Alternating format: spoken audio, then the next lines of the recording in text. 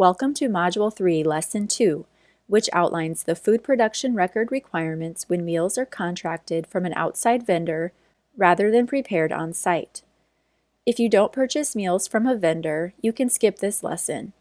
The information can be found in Chapter 2A of the CACFP Administrative Manual and Form CNP 121. The following information must be recorded on the food production record for contracted meals: center name, date, name of the food items served for each meal type in column 1, planned serving size for each item in column 2, quantity of each food item received in column 3, reference age group for the planned serving size, and actual number of meals served. These numbers must be broken down by age group: 1 to 2-year-olds, 3 to 5-year-olds, 6 to 12-year-olds, participating adults, and supervising adults and visitors, as applicable to your organization. When contracting for meals, a food service agreement or contract must be enacted.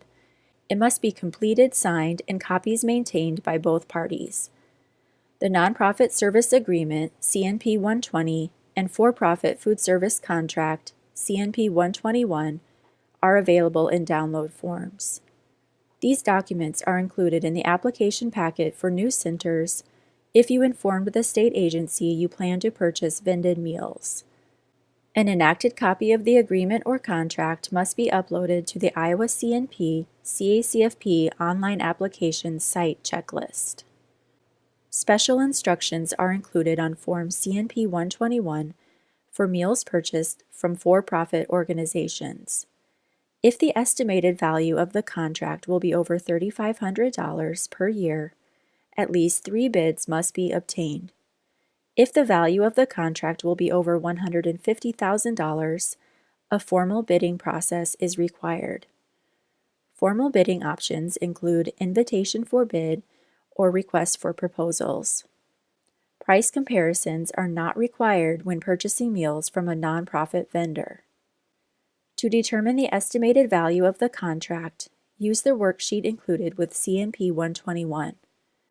Multiply the projected number of meals to be purchased each day by the days of operation during the fiscal year by the per meal price for each meal type.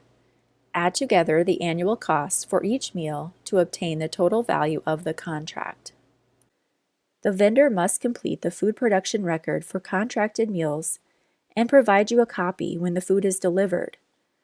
The CACFP Center personnel should verify that the quantities of food they recorded were received. The vendor must also provide standardized recipes that include the yield, planned serving size, and component contribution for mixed dishes, providing more than one meal component such as soups, casseroles, and salads. The vendor must also provide child nutrition or CN labels or product formulation statements for processed combination foods, such as meat products that are not 100% meat, most lunch meat, fish sticks, chicken nuggets, and pizza. These documents need to be provided the first time a processed combination food is served and when products change. CACFP Center personnel are responsible for recording the actual number of meal participants served in the upper right-hand corner of the food production record. CACFP Center personnel are also responsible for ensuring that all CACFP requirements have been met. Sufficient detail must be written on both records to show that the required components and creditable foods were served. If the center provides required components, in addition to what was received from the vendor, this information must also be recorded on the contracted food production record. The center is not responsible for paying for meals that do not meet the terms of the contract. It is recommended, but not required, to include the following: additional information about the quality and/or quantity of foods received, amount of any leftovers, temperatures of the food upon delivery, time of delivery, and signatures of the vendor and CACFP responsible staff.